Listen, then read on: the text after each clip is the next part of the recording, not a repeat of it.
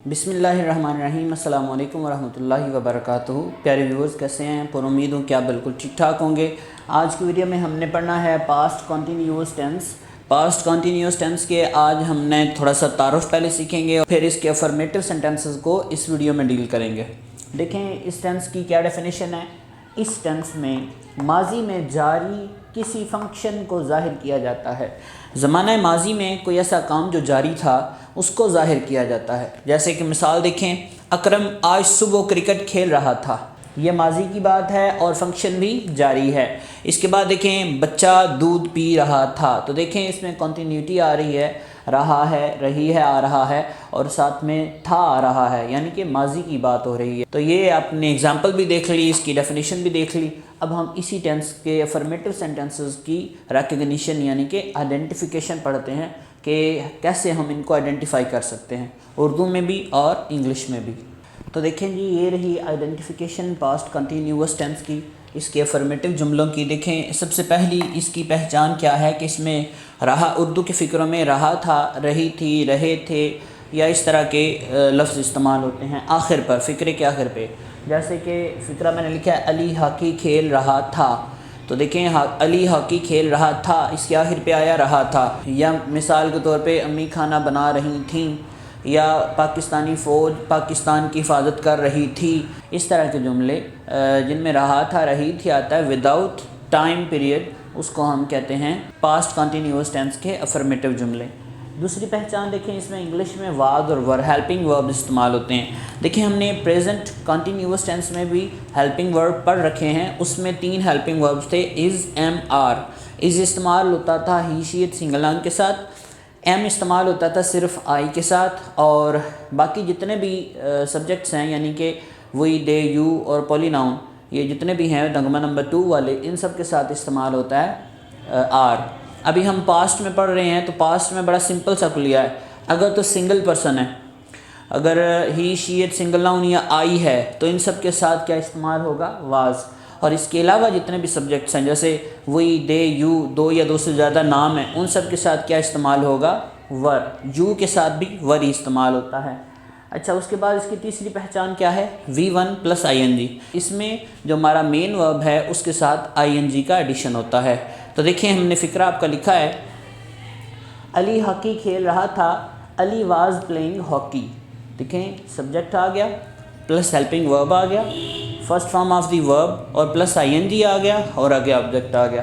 तो ये थी इस टेंस की रिकग्निशन, रिकग्नाइजेशन, आइडेंटिफिकेशन, जो मर्ज़ी नाम इसको दे दें। देखें टर्म का नेम क्या है वो मैटर नहीं करता, उसके रूल्स क्या हैं ये मैटर करते हैं, उसकी प्रैक्टिस करें। अगर आपको आइडेंटिफिकेशन की समझ आ गई है तो ठीक है, चलते हैं हम इसी टेंस की फॉर्मेशन की तरफ जी। तो देखें फॉर्मेशन में सबसे पहले मैंने आपके सामने फार्मूला लिखा है। पास्ट कंटिन्यूअस टेंस का फार्मूला क्या है?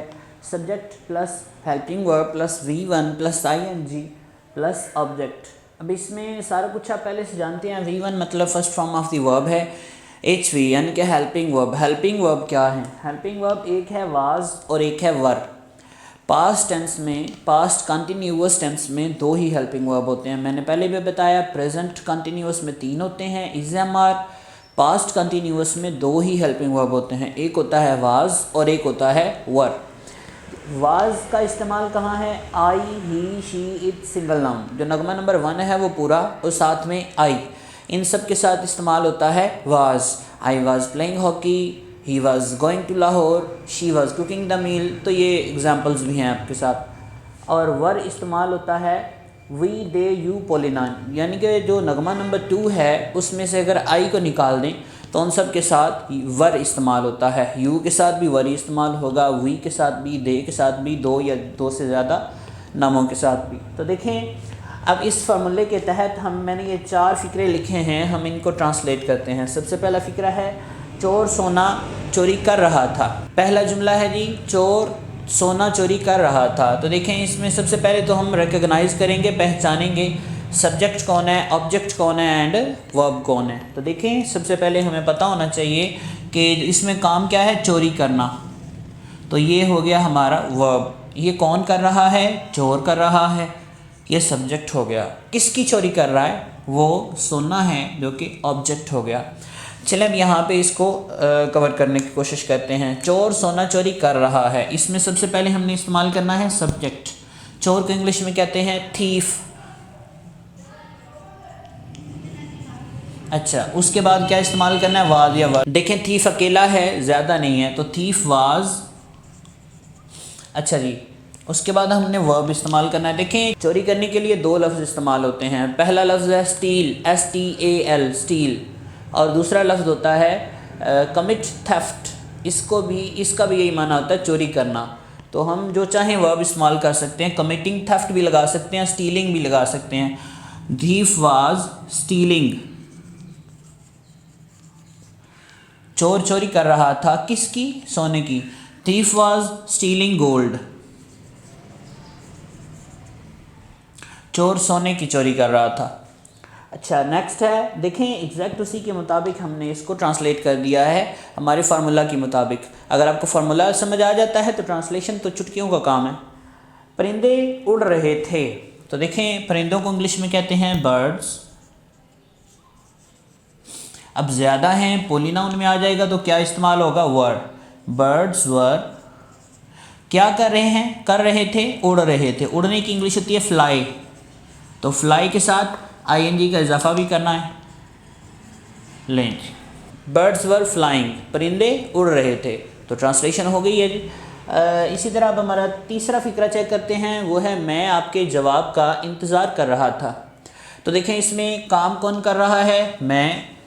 क्या काम कर रहा है, इंतज़ार कर रहा था, किसका, आपके जवाब का।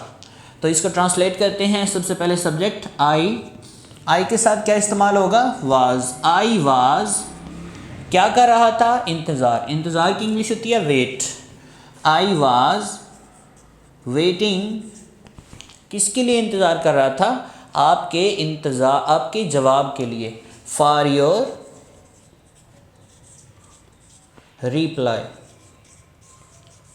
फॉर योर आंसर भी कह सकते हैं, वो डिपेंड करता है किस तरह की नौयत का जवाब है। तो कोई सवाल है तो उसके तो ज़ाहिर बात है फिर आप आंसर कहेंगे, या आपने किसी को पैगाम भेजा है तो उसने जवाबन कुछ कहना है तो फिर आप कहेंगे रिप्लाई। तो alternative words can be used. उसके बाद चौथी मिसाल देखें, उस्ताद बच्चों को एक सच्ची कहानी सुना रहा था। तो देखें टीचर, हमारे यहाँ एक ये भी, मेरा ताल्लुक़ एक रूरल एरिया से है, तो यहाँ पे बच्चों में एक ये भी कंसेप्ट पाया जाता है कि टीचर सिर्फ फीमेल ही होती है और सर सिर्फ मेल होते हैं। नो डाउट सर सिर्फ मेल ही होते हैं, लेकिन टीचर जो है वो मेल भी हो सकता है और फीमेल भी हो सकती है। तो टीचर मीन्स उस्ताद, वो मेल फीमेल बाद का काम है, लेकिन बतौर ख़ास जो टीचर लफ्ज़ है ये दोनों के लिए इस्तेमाल हो सकता है।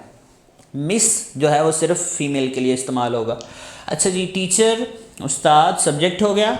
अच्छा वो अकेले हैं तो वाज इस्तेमाल होगा, टीचर वाज क्या कर रहे थे, सुना रहे थे।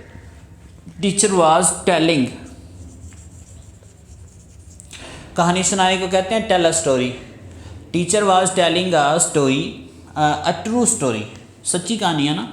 Teacher was telling a true story, उस्ताद एक सच्ची कहानी सुना रहे थे।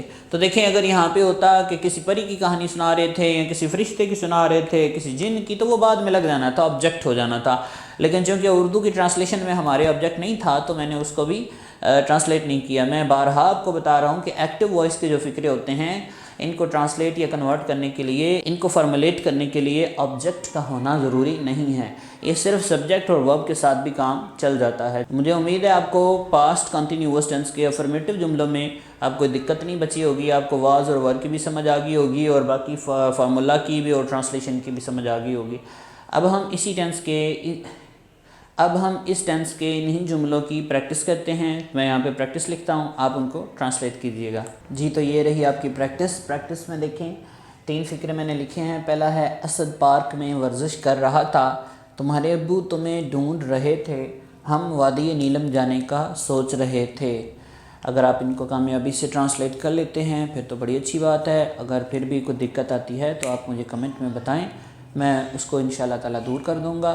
और अगर आपको इस फॉर्मेशन की सारे प्रोसेस की समझ आ गई है तो इन 3 फ़िक्रों पर इक्तफ़ा ना करें और भी फ़िक्रे बनाएं। जितने फ़िक्रे आप बनाएंगे उतनी आपकी प्रैक्टिस होगी, उतना आपका ये नॉलेज बिल्डअप होगा। ऐसी टेक्निक्स और ऐसी वोकेबलरी आएगी कि जिनको इस्तेमाल करते करते आपका नॉलेज बिल्डअप हो जाएगा। तो उम्मीद है इस टेंस में अभी आपको कोई दिक्कत नहीं रही होगी।